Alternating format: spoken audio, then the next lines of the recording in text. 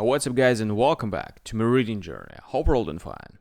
And today we're going to continue with the letter 79 on the rewards of scientific discovery. So let's get started.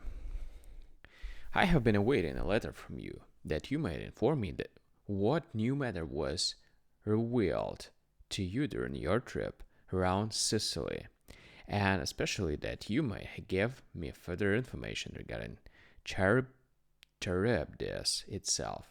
I know very well that Sicilia is a rock, and indeed a rock not treated by marines. But with regard to Charybdis, I should like to have a full description in order to see whether it agrees with the accounts in mythology, and if you have by chance investigated it, for it isn't it worthy of your investigation. Please enlighten me concerning the following. Is it lashed into a whirlpool by a wind from only one direction, or do all storms alike serve to disturb its depths? Is it true that objects snatched downwards by the whirlpool in that strait and carried for many miles underwater, and then come to the surface on the beach near Tauromenium? If you will write me a full account of these matters, I shall then have the boldness to ask you to perform another task, also to claim Ayatna at my special request. Certain naturalists have inferred that the mountain is wasting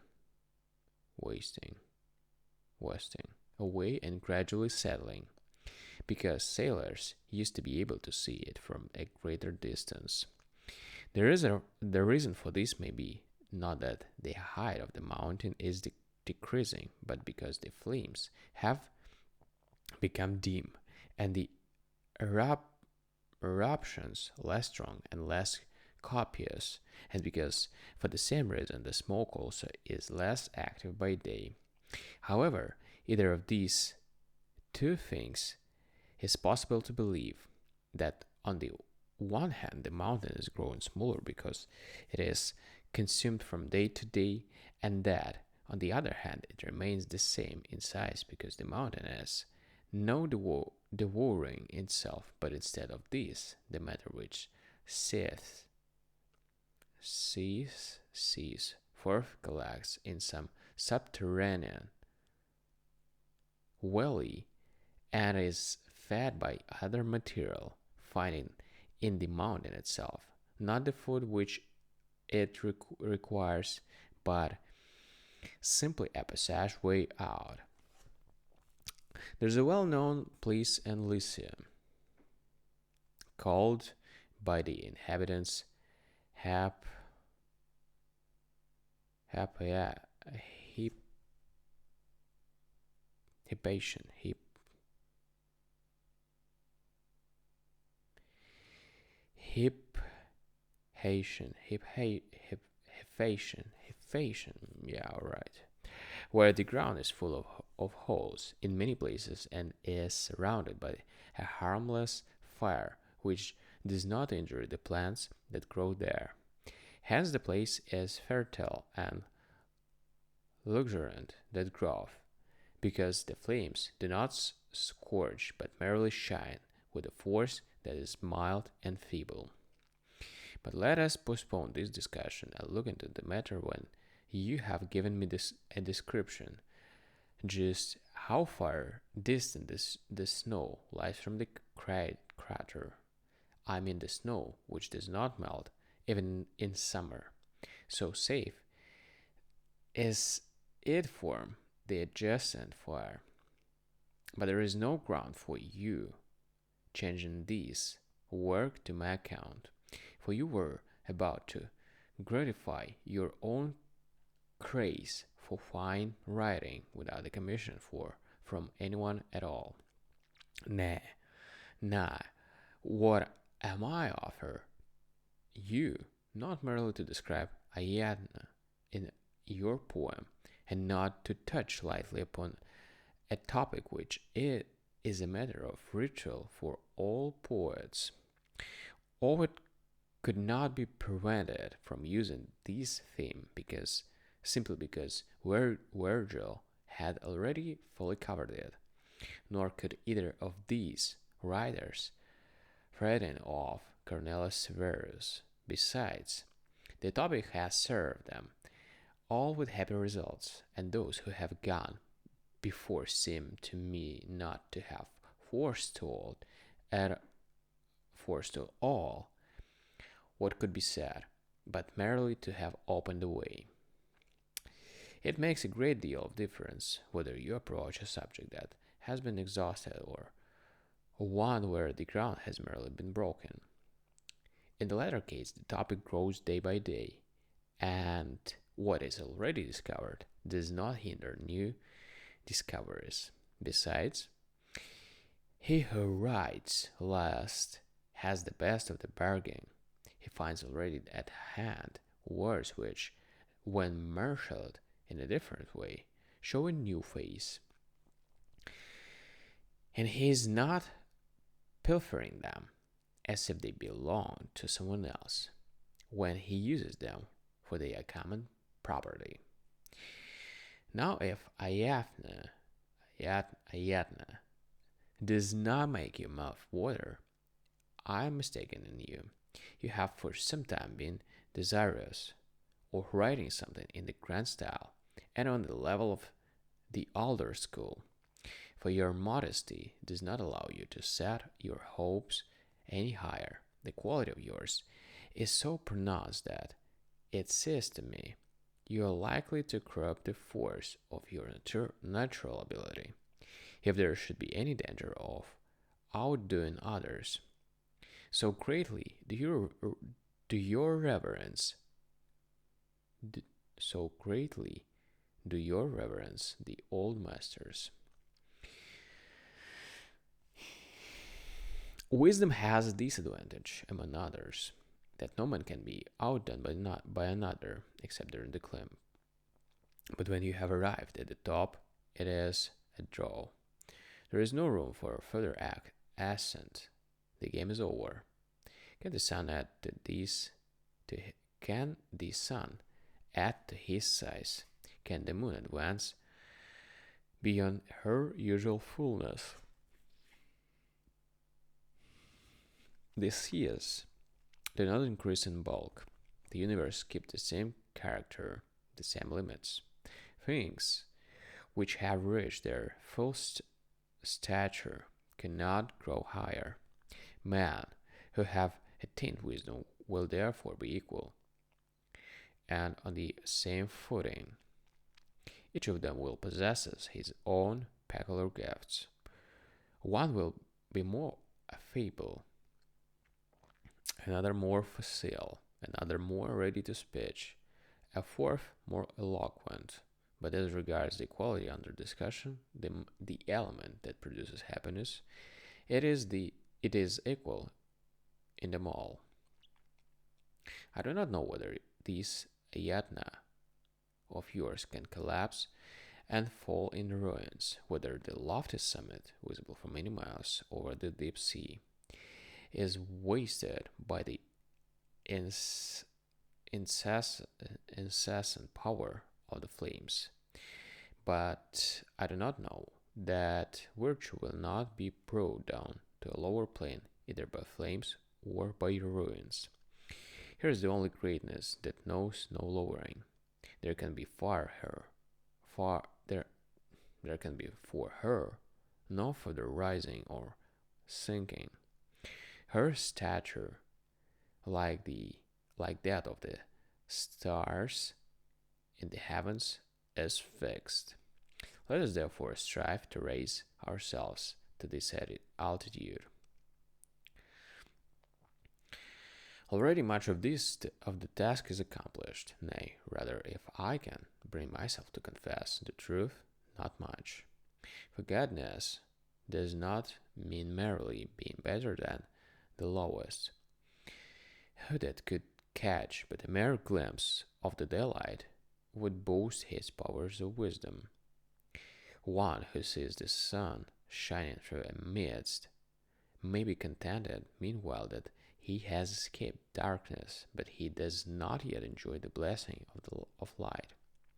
Our souls will not have reason to rejoice in their lot until, freed from this darkness in which they grope, they have not merely glimpsed the brightness with feeble vision, but have absorbed the full light of day and have been restored to their place in the sky, until, indeed, they have regained the place which they held at the allotment of their birth. The soul is summoned upward by its very origin, and it will reach the goal even before it is released from its prison below, as soon as it has cast off sin and impurity and lightness, has leaped up into celestial realms of thought. I'm glad, beloved Lucilius, that we are occupied with this ideal, that we pursue it with all our might, even though few know it or known. Fame is the shadow of virtue. It will attend virtue even against her will. But as this shadow sometimes precedes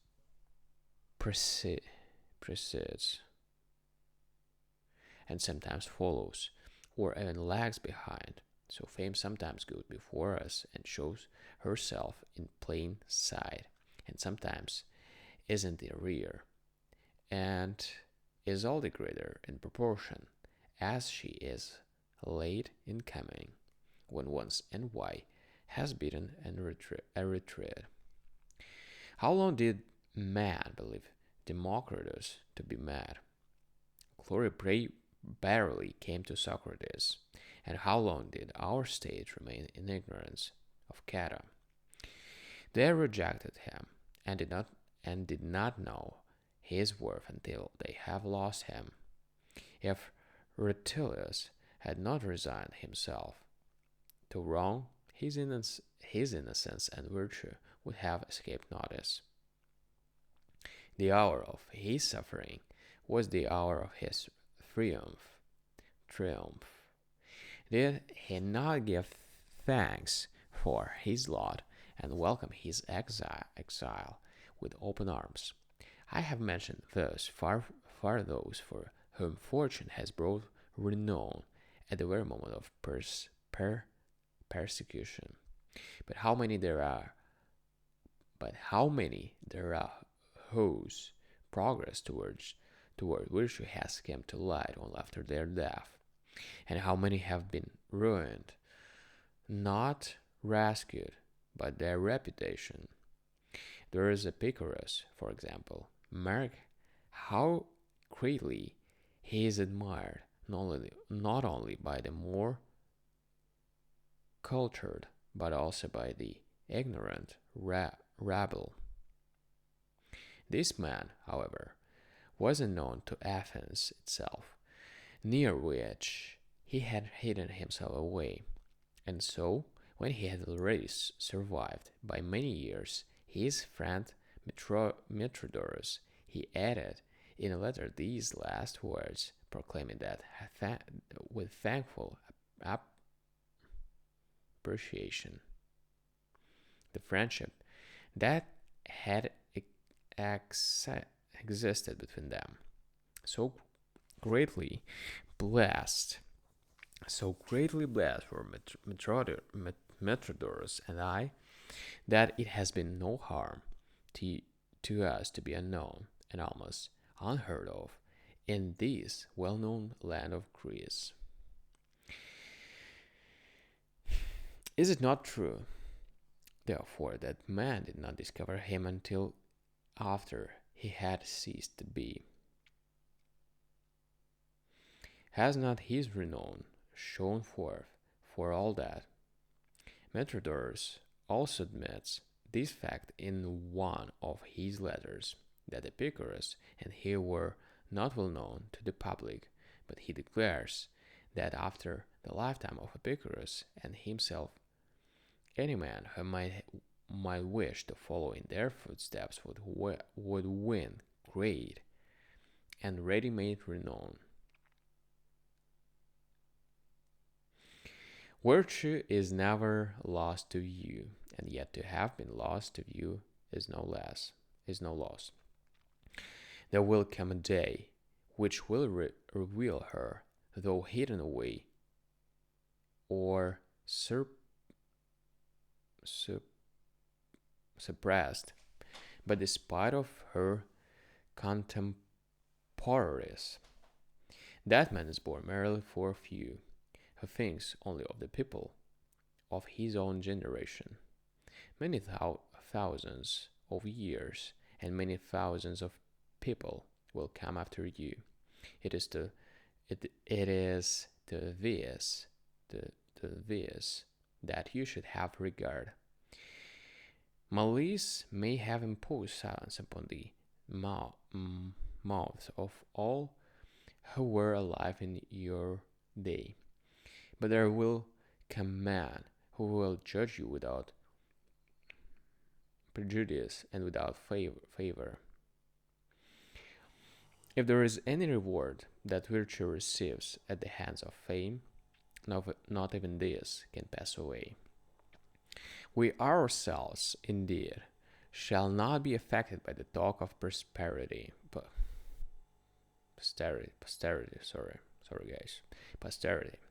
Nevertheless, posterity will cherish and celebrate us, even though we are not conscious thereof.